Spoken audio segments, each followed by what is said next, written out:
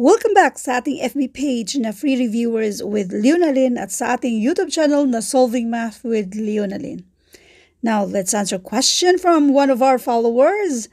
Ito ay PDPM sa ating FB page. Basahin natin. Jan walks every day from his house to the police station. After walking at a rate of 2 meters per second for 3 minutes, he looks at his watch and realizes that he has to run 4 meters per second for 1 minute, so he won't be late. What is the distance from his house to the police station? Ilan ba sa inyo na medyo nahihirapang intindihin yung given? Or nalilito kung paano ba ito sagutan yung mga ganito? Alam nyo ba na napakadali lang nito, wag nyo lang talagang pangunahan ng takot. Isa-isahin muna natin. Naglalakad siya. Ano yung rate niya? 2 meters per second. So isulat natin yung 2 meters kada second, kada segundo. Sa loob ng 3 minutes. Sa loob na isang minuto, ilang segundo yan siya? 60 seconds. Therefore, kung 3 minutes, ilang second yung 3 minutes? I-multiply lang natin ang 3 sa 60. So, kung 3 minutes, that means tatlong 60 seconds or 180 seconds. Therefore, yung 2 meters na yan, yung 2 meters per second, i-multiply natin sa 3. 3 minutes. Sa 3 minuto ilang seconds, sa 1 minute ilang seconds yan siya? 60 seconds. So, i-multiply na natin.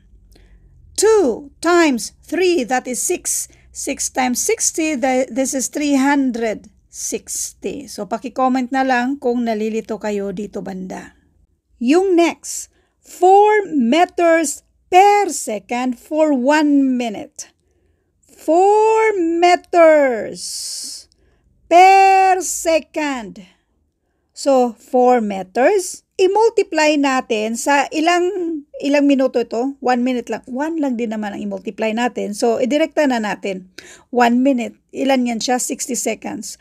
So, i-multiply lang natin ng 60. 4 times 60, this is 240. Now, para sa tanong na, what is the distance from his house to the police station? 360 plus 240, i-add lang natin ba sila? And this is equal to 600. 600 meters. Letter B. Isa pang paliwanag para kayo na mamili ba kung saan medyo naintindihan nyo or baka yung una nating paliwanag or yung explanation or yung solution ay hindi nyo masyadong naintindihan na hopefully na itong pangalawa ay maintindihan nyo. We have 2 meters per second. So, i-multiply natin ito. Ang nandito ay 3 minutes. 2 meters. Hindi ba natin yan i-cancel? Ang i-cancel natin ay yung mismong seconds kasi ang tanong dito ay distance. So, i-keep natin yung metro, yung distance mismo. So, para ma-cancel natin itong second na ito, i-multiply natin to in such a way na yung isang minuto, 1 minute. 1 minute, equivalent yan siya sa 60 seconds. So ngayon, pwede na natin i-cancel yan siya. By the way, isa-isahin na lang muna natin to. Ito na muna ang i-multiply natin. So therefore, this is 100. 2 times 60, this is 120. So 120, this is 120 meters per minute. Kada minuto, 100 meters. Yung tanong kasi dito ay 3 minutes.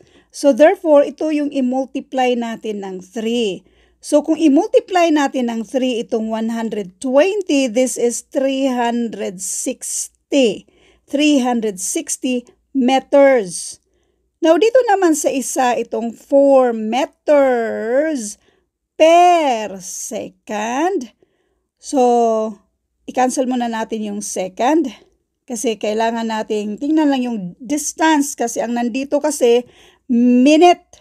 So, ang isang minuto, 1 minute, ay equivalent siya sa 60 seconds. So, yung 60 seconds na to, 4 times 60, this is 240. Cancel natin yung second. Therefore, 240 meters per minute. 1 minute lang din naman. So, ito na yun siya. Then, i-add lang natin 360 plus 240 and that is equal to 600 meters. Thank you for watching and I hope na meron kayong natutunan sa videong ito. Thank you and God bless.